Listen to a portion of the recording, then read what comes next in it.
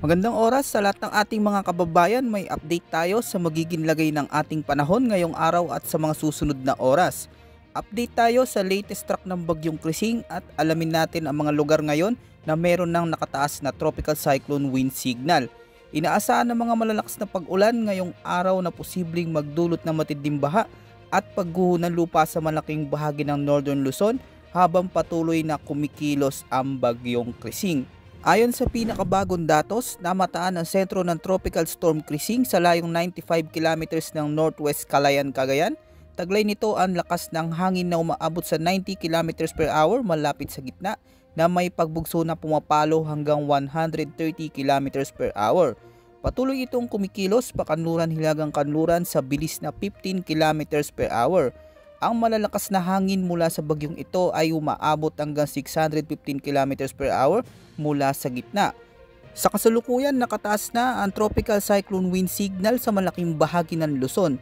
Narito ang mga apektadong lugar na nasa ilalim ng wind signal number 2. Ang mga lugar sa Ilocos Norte, silangang bahagi ng Abra, silangang bahagi ng Cagayan, kabilang din ang Babuyan Islands, Ilocos Norte at sa may hilaga at gitnang bahagi ng Apayao.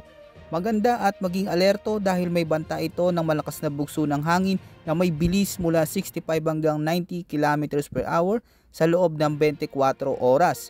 Inaasahan ng minor to moderate na impact na posibleng makasira sa mga kabahayan at mga pananim.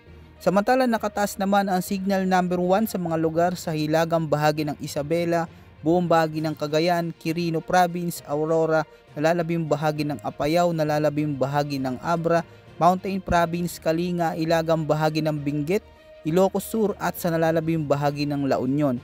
Pinag-iingat natin ang mga nabanggit nating mga lugar dahil nangangahulugan na meron itong banta ng malakas na hangin na may bilis mula 40 hanggang 65 km per hour sa loob ng 24 oras.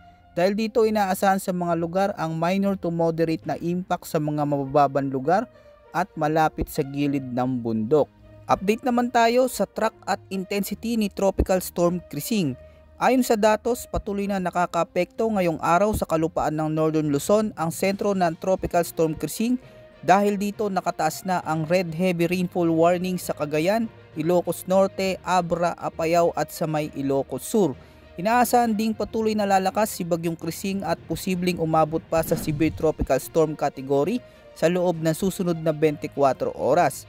Pagkatapos nito, inaasahan na magpapatuloy ang track nito pahilagang kanluran at tuluyan lalabas ng Philippine Area of Responsibility bukas ng hapon.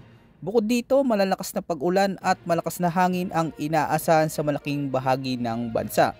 Ngayong araw, lagpas 200 mm na ulan ang inaasahan sa Abra, Apayao, Ilocos Norte, Ilocos Sur at sa may Cagayan.